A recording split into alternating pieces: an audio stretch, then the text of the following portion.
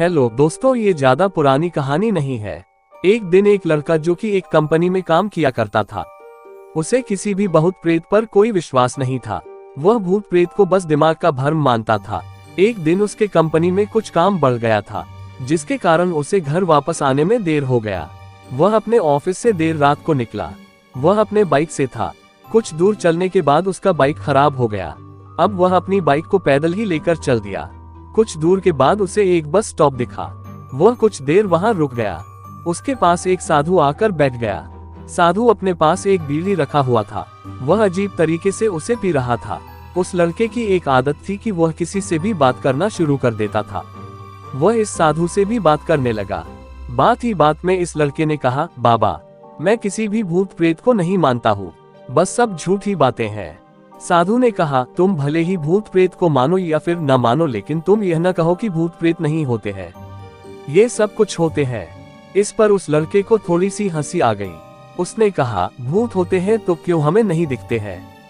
क्या आप मुझे अभी कोई भूत दिखा सकते हैं? साधु को लग गया कि अब इसे जरूर ही भूत दिखाना होगा। साधु ने लड़के को शमशान घाट की ओर चलने को कहा। फिर क्या था, वह दोनों चल दिए। रास्ते में उस लड़के को थोड़ा डर लगने लगा, फिर भी वह अपने डर को कम करके आगे बढ़ते जा रहा था। कुछ देर के बाद वह शमशान घाट पहुंच गए।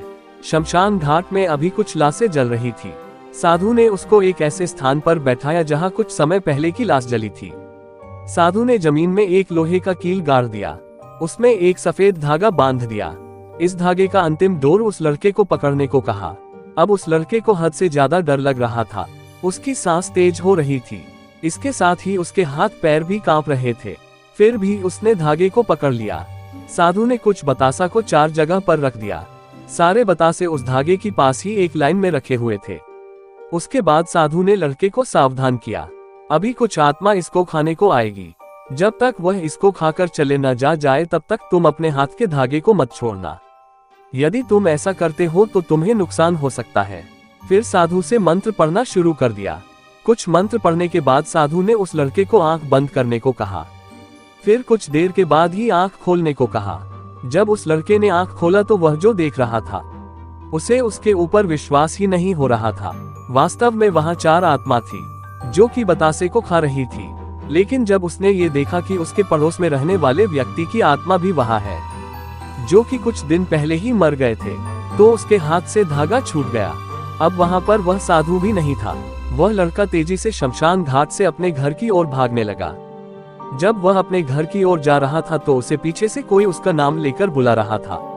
उसको पीछे से कई तरह की आवाज आ रही थी। उस लड़के ने पीछे मुड़कर नहीं देखा। अपने घर जाने के बाद उसने ये सब कुछ अपने माता पिता से बताया। फिर वह अपने कमरे में सो गया। अगले दिन उसकी आंख उसी शमशान घाट में खुली और उसी स्थान पर जहां पर उसने आत्मा को देखा हुआ था। इसके बाद वह दिमागी तौर पर बीमार रहने लगा।